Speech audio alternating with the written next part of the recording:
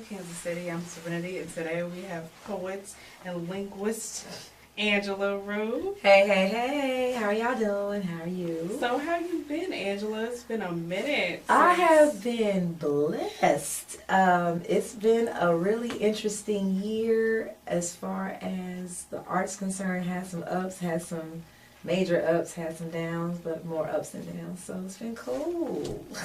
I know you put out there the other day, you're saying that you've been doing poetry in Kansas City for 15 years. Yes. So 15. I'm asking, as far as, that makes you an OG in the in the poetry game. So tell me, what is your perspective of the changing and how the scene has changed since you started to now?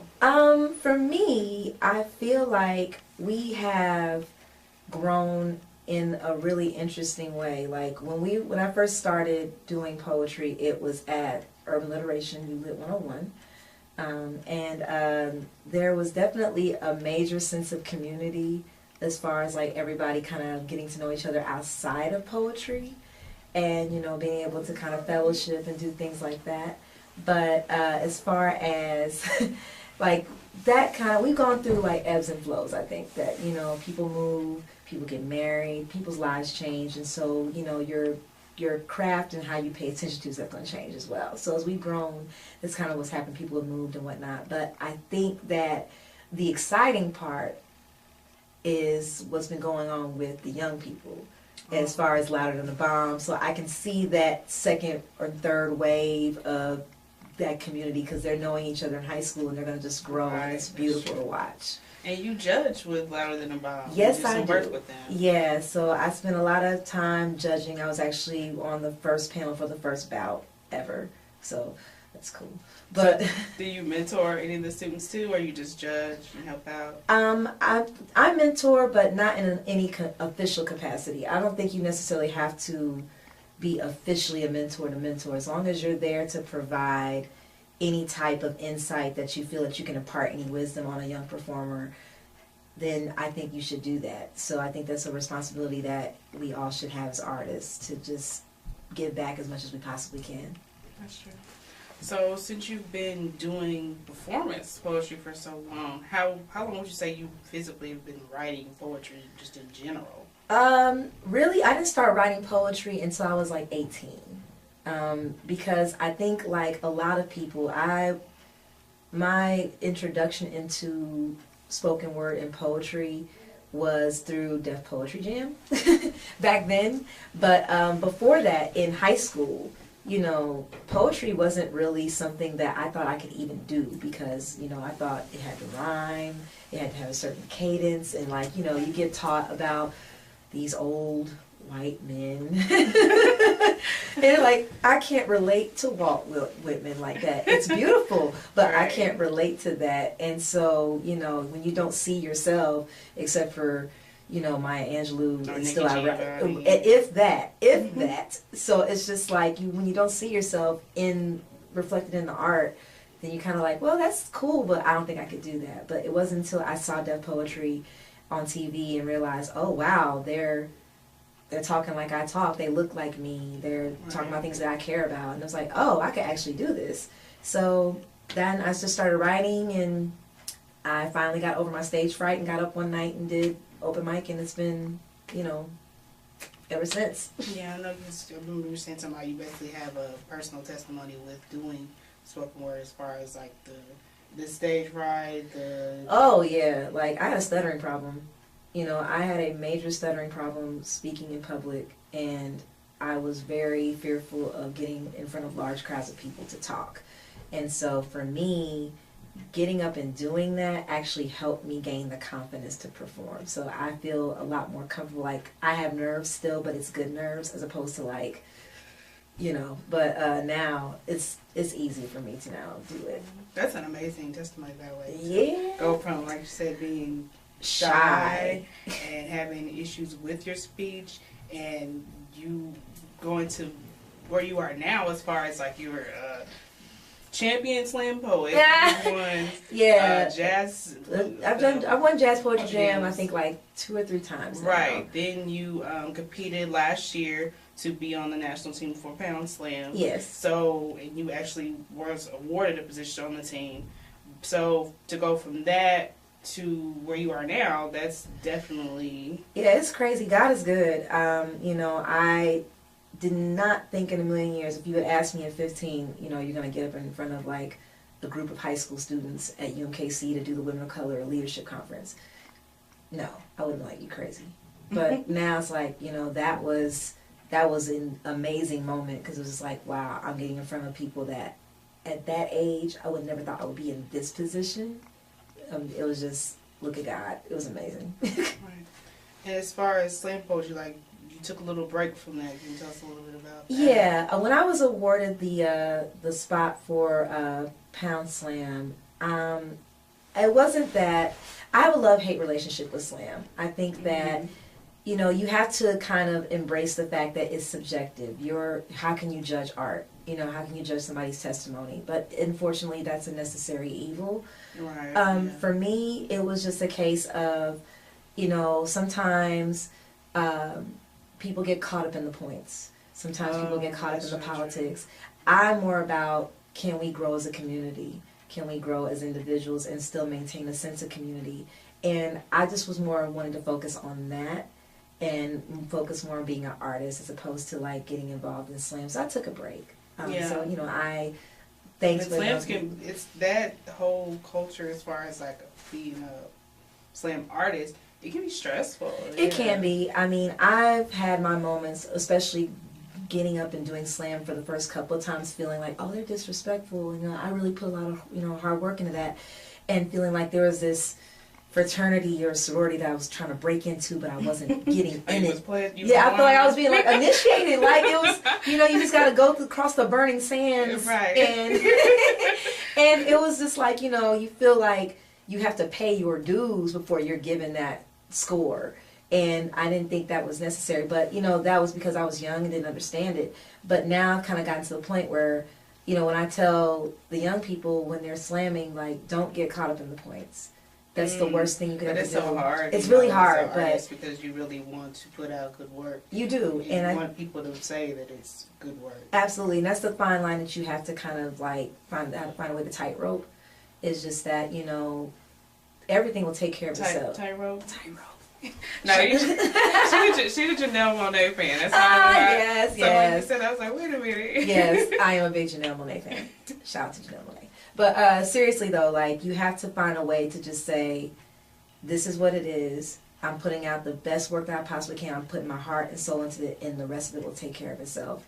That's like, true. You know, you can't worry about what 5 other people that are judging you are going to say. Like, if you put your heart into it, then that's all you can do. You know, that's really all you can do. So you have to kind of separate yourself and let it go. And that's good that you're mentoring the kids in Monterey Mob, because as far as Kansas City slam culture, you've been around from when we were doing LPS to now we have teams that are actually PSI certified, sending teams to the National Poetry Slam Competition. So you've been around slam culture for a while. Yeah, it's been weird to watch it in its infancy here, where it was just something that, you know, there's something that, you know, Chicago does, or, you know, LA or New York or Philly. They do that. We don't really do that. We're just a city in flyover country. And I think that to watch it go from that mentality to we're Kansas City and we're going to send a national team, and we did, is just a beautiful thing, because it says a lot about the city and how we see ourselves. For the longest time we thought, oh, you know, we'll never be New York, we'll never be, you know, Philly or anything like that. You're right, we're not going to be. We're going to be Kansas City. You know what I'm saying? So we're going to have a different style then. Yeah, we're going to have a different style, and we're going to represent a different flavor. So it's just a beautiful thing to watch us kind of take the pride in ourselves and just say, this is who we are, we're from here. And, you know, it's been beautiful to watch. Yeah, right. Like I said, different things popping out, LPS, Pound Slam, Slam ULIT. Just to see, just from, you know, my background of, because I've kind of been a fan of the scene, but you know, my closet poet for years until I started actually performing. So I've seen kind of the transition, but for you to be actually on the background of like you said, you've been doing this for a while and can see sort of to see the growth. That's great. As far as issues that you write about, you're getting ready to come out, or actually the pre-sales are already out for your first book. Yes, yes. So the story on that, weirdly enough, 2014, like, so New Year's Eve, 2013. Is that because 2013 you were the pitch Yeah, spoken word. Let's talk about that even. Oh goodness, okay. So that was a weird story because actually, Pitch Weekly, shout out to Pitch Weekly, they didn't contact me. I had to find out through Facebook. I kept getting a bunch of congratulations. I was like, well vote. So, someone sends me a link because, Pitch Magazine has a Best of KC that they do every year. They award like best restaurant, best place to, go get a drink, best hamburger joint, things like that. It's lifestyle stuff. So they never ever had a best spoken word artist category until 2013. And it was so weird because I didn't even know I was even nominated. And then all of a sudden they named me best spoken word artist. And I got the link from somebody and I'm at work. No one knows I'm a poet at work. So I'm literally just like, so, I had to go and take a praise break in the bathroom. But yeah, it was great. It was just like, I went and read the article and I was just like, it was a humbling experience because I was like, wow, that's me they're talking about. But when that happened, like that New Year's Eve, I literally sat down and I wrote down all the goals that I wanted to accomplish for the next year. And I prayed about it and I just did not talk about it at all. And it was one of the things I wrote down was I wanted to write a book. Oh. Then everything came to fruition that I wanted to do. I wanted to do the Women of Color conference, and I ended up doing that with the keynote speaker being Beverly Bond from Black Girls Rock. That was crazy. I ended up doing a feature at the Blue Room. And I ended up doing all these, it's like I was doing everything I set out to do. I ended up doing except for the situation with the book. And then, like February, March, I got contacted by Jason Reberg at Prospero's Books, and they contacted me about their series called Pop Poetry. It's a series that they started doing this year where they put out 12 poets, 12 books, 12 months. And so he asked me, do you want us to publish you? And I said, I'm thinking like a chapbook. That for those who are not familiar, chapbooks are just self-published books. You just, you go and you write, you put your poetry in print, you can sell it. Like about 15 poems or so. 15 poems or so. So I was thinking, I was like, okay, this is going to be a short book. Like, no, this is like going to be a full-fledged poetry book, Library of Congress ID. I said, we'll sell it in the store. I said, yeah, I'm definitely with that. So I ended up doing that, and so November 21st, the Sinbad sessions will be birthed to the world. Sinbad, that's the hookah lounge. Yes, right? yes. For those people who do not know, yes, my vice is. I'm getting over it. I'm actually trying to quit now. It's just so weird. I do smoke hookah. Right. I mean, everybody has that thing. That's my that. Everyone has that thing. That's my right. That's my that thing. But what ended up happening was actually going up to Sinbad's on Broadway and 39th. It gave me an opportunity. Like I would bring my laptop with me. Mm-hmm. And I'd have my headphones on. I would write there is what it was. So that's why I wrote and called it the Sinbad Sessions, because I literally wrote my book, most of it as Sinbad. So yeah. So what are some topics that you're talking about in the book? Really, it's an anthology of most of my poems. So there's going to be some poems that are going to be very familiar to people that are big fans of my work, and there's going to be some new stuff in there too. So current events. Love, the city. I do a lot of poems about Kansas City in the book as well, which I didn't realize it until I actually started like writing down the set list. So I was like, yeah, there's a lot of poems about the city.